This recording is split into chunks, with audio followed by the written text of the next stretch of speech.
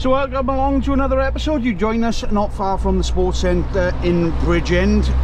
I say we've just dropped off a brand new Sani, and if you want to take a look at that, check out one of the shorts that I did on it.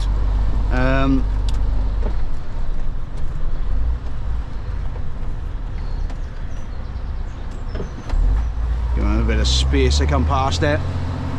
There's a driver instructor, driving test centre just there, I think it is. Yeah, so we just dropped that off. We've got another telehandler, so we dropped off a brand new machine and we got an older machine coming back now, so it's been replaced by that. But it's not all about that. No, it's not all about these telehandlers or anything, otherwise I would have filmed that new one. But that's why I only done a short on it. So the news is that I've handed my notice in with Runtech. I'm going to be finishing this Friday when I'm recording.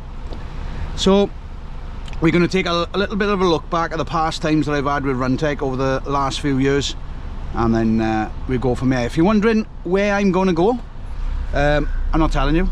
You'll have to find out in the next episode. When I start my new job, you got to run it like that, and you got to run your channel like that. So yeah, this one's going to have a look at what all the memories that we got with Runtech. So basically, just generally have a look at it. Before I started recording, we got all the pictures and everything that we can have a look at. So just sit back, enjoy, and we'll have a look at these moments that we've done with Runtech. As for the next job, you'll see in the next episode, and I'm not saying any more than that.